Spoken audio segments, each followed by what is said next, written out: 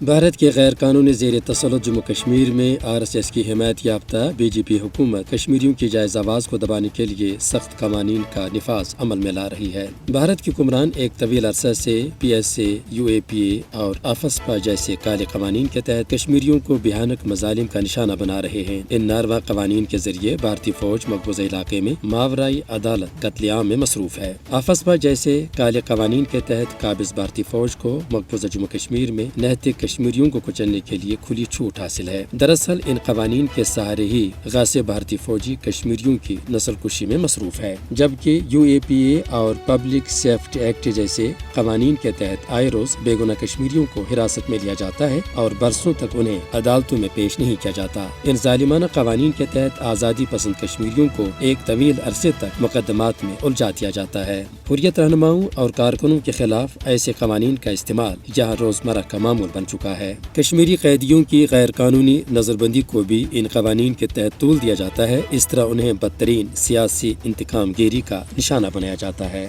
UAPA، PSA اور AFSPA جیسے غیر انسانی قوانین کے ذریعے ہی بھارتی حکمران مقبوضہ علاقے میں اپنی ریاستی دہشت گردی کو جاری رکھے ہوئے ہیں۔ انسانی حقوق کی بین الاقوامی تنظیموں نے مقبوضہ جموں کشمیر میں کالے قوانین کے استعمال پر بارہا اپنے تحفظات کا اظہار کیا ہے اور ان قوانین کو انسانی حقوق کی سنگین خلاف ورزیوں سے تعبیر کیا ہے۔ بھارت کی طرف سے مقبوضہ جموں کشمیر میں اس طرح کے ظالمانہ قوانین کا استعمال بین الاقوامی قوانین اور انسانی حقوق کے تحفظ کے لیے کیے گئے معاہدوں کی سریحان خلاف ورزی ہے۔ بھارتی حکومت کی طرف سے مقبوضہ جموں کشمیر میں ان قوانین کا استعمال اس کے جمہوری دعووں کی بھی کلی کھول دیتا ہے۔ حقیقت تو یہ ہے کہ ان قوانین کے تحت بھارتی فوج اس متنازع علاقے میں جنگی جرائم کا ارتکاب کرتے ہیں۔ اقوام عالم کو مقبوضہ جموں کشمیر میں بھارتی حکمرانوں کے ان کالے کرتوتوں کا نوٹس لینا چاہیے تاکہ کشمیری عوام کو بھارت کی ریاستی دہشت گردی سے محفوظ رکھا جا سکے۔